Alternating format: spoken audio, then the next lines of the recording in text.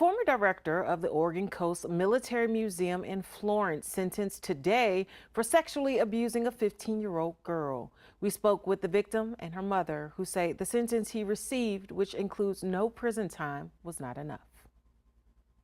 Geoffrey Cannon learned Tuesday that he served 5 years of supervised probation for sexual abuse of a teen that happened between August 2024 and July 2025. Cannon, 27 years old at the time, was indicted in July on 4 counts of second-degree sex abuse. His victim was a 15-year-old volunteer at the museum. We spoke with the victim and her mother following the sentencing on the condition of anonymity.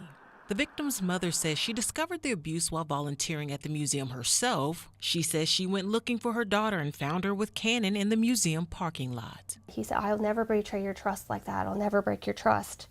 But you know, one of the things I wanted to say is sexual abuse of a teenager doesn't usually look like you think it does. It looks like building their trust, becoming friends. He made her feel seen, validated, important. And she is. I mean, she's a pretty awesome kid. During the sentencing, the victim, who described Cannon as her first boyfriend, detailed the emotional impact of the relationship, from losing friends and money to becoming a pariah in her small town, while her mother painted Cannon as manipulative, remorseless, and a danger to her daughter. Though each of Cannon's 4 counts carried a maximum penalty of 5 years in prison each, Cannon took a plea deal to avoid prison time. Cannon's lawyers say they believe the sentence was a fair outcome, but the victim and her mother say they're frustrated and concerned. And I told the district attorney that. I said, look, you're talking about a groomed teenager. And I know that that sounds unfair, but you're talking about a child who fell in love with their abuser. Most teenagers will defend their abuser, many of them much longer than she did. Yeah, at this point I'm like, I'm done.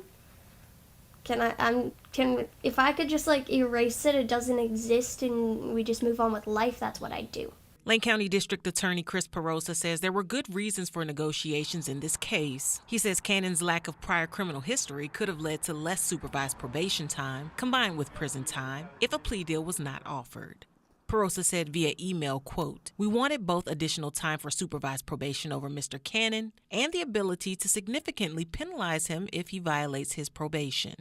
Perosa says thanks to the plea deal, if Cannon does not comply with his probation, he is subject to a potential sentence of 34 to 36 months in prison.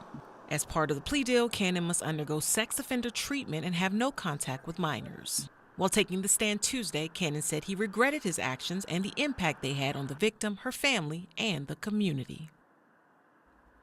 The museum's president, who replaced former President Gary Cannon, Geoffrey Cannon's father, says a new board of directors is now in place. Plans are also in motion to gradually reopen the museum, but no date has been set.